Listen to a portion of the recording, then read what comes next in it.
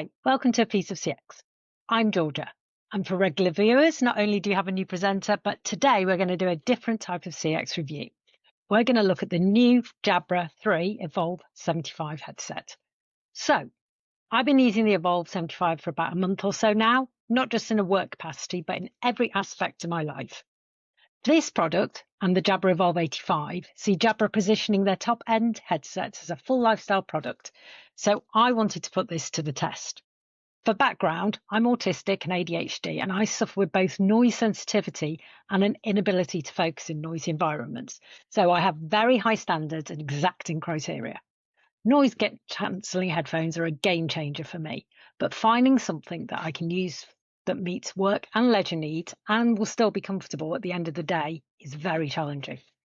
I love my AirPod Pros, but I don't think wearing them all day, every day is good for my ears in the long term. And sometimes I really want to wear something that shows that I can't hear. I've used Sony and I've used Bose, but with long wear, they either press in the front of my ears, making me feel weird, or they give me a headache as they weigh down on my head.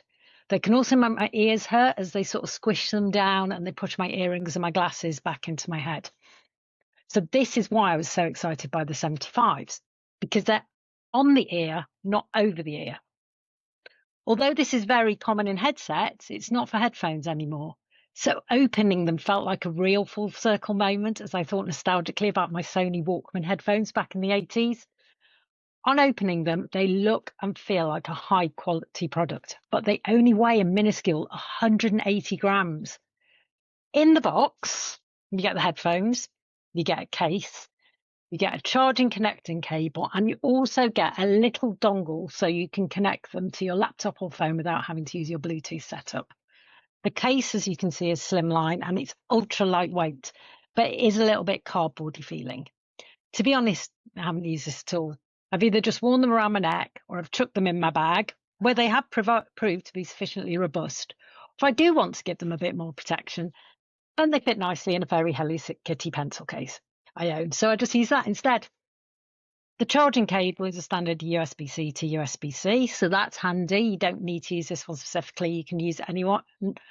And I'll talk about this a bit more shortly when I get onto battery life. Finally, this dongle is a really nice touch. I just keep it permanently plugged into my laptop, which means I haven't got to do Bluetooth setup whenever I need to use it. It's just live, ready to go. On that point, the Bluetooth connection between my iPhone and the headphones has been seamless. And as a headset can connect to more than one device at a time, flipping between the phone and the laptop during calls has been no issue at all. In fact, last week, I had a personal call on my phone whilst on mute in a Zoom meeting, and I was able to answer the call while in the meeting and go back to the meeting, and nobody noticed at all. So, the 75 connects to the Jabra app, where you can personalize your settings and remotely control things like noise cancelling. I would recommend downloading it, as there are a number of settings you might want to change, and it is the only way to see your exact amount of battery charge. When you switch on the 75s, it will tell you if your battery is low, medium or high, but that is it. Although I personally find this frustrating because I like the exact numbers, this isn't really an issue as the battery life on them is absolutely immense. From one charge, you officially get 22 hours of talk time and 110 hours of music playback, providing you haven't got ANC on at the same time. Neither of which I've been able to successfully test as they're so flipping long. I've only been able to completely drain the battery once, and even then, this is not an issue, as said charging cable, or any USB-C to USB-C, creates a wide set of headphones. If you do manage to drain the battery, you can plug your laptop or phone via any USB-C to USB-C cable, and you can continue working, and the headphones will charge. Obviously, with a phone, you need to take care, as you don't want charged headphones attached to a now dead phone where you've drained your battery. ANC alone, which I use a lot to block out background noise and help me focus, seems to have minimal, if any, impact on the battery life. They also have wireless charging via one of the plates, which I can honestly say I haven't used this feature at all. It's a nice add-on, but it wouldn't be a personal preference feature in my opinion, and also I've stuck little stickers on it. Moving on to user experience. For anyone used to the Bose Comfort Plus headphones, the button layout on the sides is almost identical. though the buttons are smaller due to the overall smaller size of the headset. This was fine for me, as I have tiny hands, but whoever has larger fingers might struggle more. I'm not sure. Obviously, buttons create more moving parts that can break, but I still prefer this to the tapping and slide on the ear surface like Sony do, and so actually having buttons was a win for me. There is a button that allows you to access Siri or Google, but using the verbal Hey Siri command works just as well. So although this is a nice touch, I'm not sure it adds any real value. Putting business before pleasure, on work calls, I have found the 75 superb. With the dongle plugged into my laptop, all I have to do is switch them on and I'm ready to go. As an aside to this, I don't even just need to switch them on most of the time. I can just put them on my head. Basically, I barely ever remember to turn them off. But unfortunately, this doesn't have to impact your battery, as there is an automatic sleep mode that you can activate and set via the app. This means that when you pop them on, they wake up and you're ready to go, and your battery hasn't drained overnight. Call quality is superb for both user and listener, and the ANC is effective for both as well. I work alone in my office, but when our dog is barking, I can't hear him and callers can't hear him either. So that's a win-win. What is also great is the side tone feature. This means in ANC, you can hear yourself through the microphone when you're on a call, so you know exactly how loudly you're talking without having to switch the ANC off. I can hear myself perfectly without compromising call quality. Also, there is wind noise reduction, so if you're out and about, that works really well as well. Hearing protection is also featured by the app. I have this on, but I can honestly say I have no idea if it makes a difference, as I don't tend to work in noisy environments. Another feature they've added is a busy light for calls. I must admit I switched this off initially, as seeing the lights on either side of my head on video calls was distracting, but I can see how this would be useful if you were in an office for visually showing people you're on a call, rather than just merrily talking to yourself, lip syncing to some banging tunes, or trying to avoid human contact. However, if this was used in the call centre setting, it does to me have a bit of a Big Brother element to it, as you can visually see who is on task and who is not. That did make me a little bit uncomfortable. After using them on all my work calls, webinars and online training sessions over the last month, I have found that I can wear them for literally hours and that pressing headache just doesn't appear. I was also concerned that they would get uncomfortable over time due to them being on my ears and squishing my ears down, but this hasn't happened today. Even wearing my glasses with them all day, I found them comfortable and actually decidedly unsweaty, even in the heat wave we've been having. I also wear them around my neck, and I have genuinely forgot they are there. This is a big win for the 75s, as something no other over-the-ear headphones has achieved for me. Another thing that might not have been intentional, but it's really nice, is that the adjustable sliders, and they are beautifully smooth sliders, not clickers, although I do accept that some people might have a preference for clicking them into place, are quite long. So when you put them on, they actually sit, for me, just below my collarbone. So there's no bulking or discomfort up around my neck either.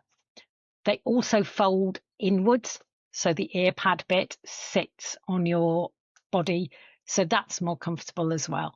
For some reason, Bose Comfort Plus twists the other way around, and that is uncomfortable. So this sitting for me around my neck like this is a big comfort win. So now on to the big test. Are they truly a full lifestyle product? As they've been so good in the work capacity, I really wanted the on-the-ear noise cancellation to work as well as over and in the ear when I was out and about. But I thought surely this can't be the case. Prepare to be surprised. The ANC deals with traffic noise, background conversation, and even flight and tube noises just as well as any other device I've used. Obviously, no noise cancelling is 100% silent, but if you bang on some tunes, then everything is blocked out. I've done 4 flights with them now, some with music, some watching TV, and some just reading, and I have been more than happy in my noise cancelling world. So if you're neurodivergent, if you can't concentrate with background noise, you are not going to compromise if you use these as opposed to an in-the-ear or an over-the-ear headphone. So now on to another key test point for me if these were truly going to be a lifestyle device. Music. Can what is officially a work headset compete with Apple, Bose, Sony, all the big guns for music quality? Well, let's first talk about something we haven't addressed yet. Price point. Because I think if we're talking about music, then we have to do this on like-for-like price point comparisons. The Jabra 75s are not cheap for a workplace headset. They come in at around £250, £300 for an individual purchase if you're just buying them for yourself online. But if we're looking at it as a personal device that you want to use for every aspect of your lifestyle, then actually it's very comparable to a mid-range Bose or Sony, and it comes in slightly more expensive than AirPod Pros. In this price range, the sound quality of the 75s more than hold their own. You can have spatial audio, and there is even an equalizer function. The sound quality is very crisp and clear, and you can hear intricacies in the music that I would expect from any quality headphone.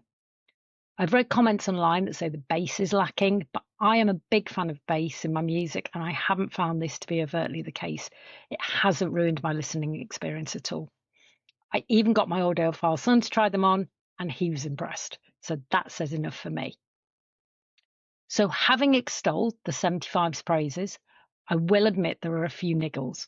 E.g., it took me a couple of weeks to realise that if you hold the button that toggles through ANC and hear through, you can switch both functions off. I don't understand why they didn't just put in a three-way toggle. It would have been so much easier.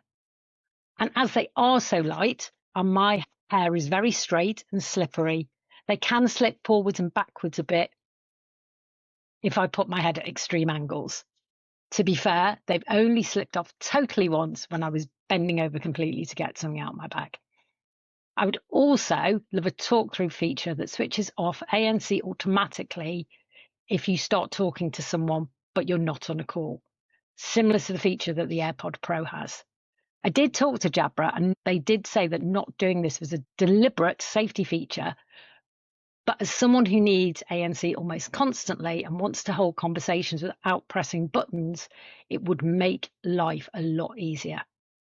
I have also occasionally not had sound when I've been joining a call, and I've only been able to fix this by leaving the call completely, unplugging the dongle, plugging it back out, and rejoining the call. However, that did fix this every time, and even with this occasional issue, connecting with the dongle has still been far better than the standard Bluetooth connections I have with my AirPods, for example. So overall, does the 75 cross the line from a works headset to a lifestyle device for a music-loving neurodivergent person who relies on noise cancelling every day of their life? The verdict is they absolutely do. They are a fantastic product, and they are more than worthy of their slightly higher price point compared to a standard work headset. Honestly, I would not be without them now. So, Jabra, if you could start making them in lilac or pink, that would be great.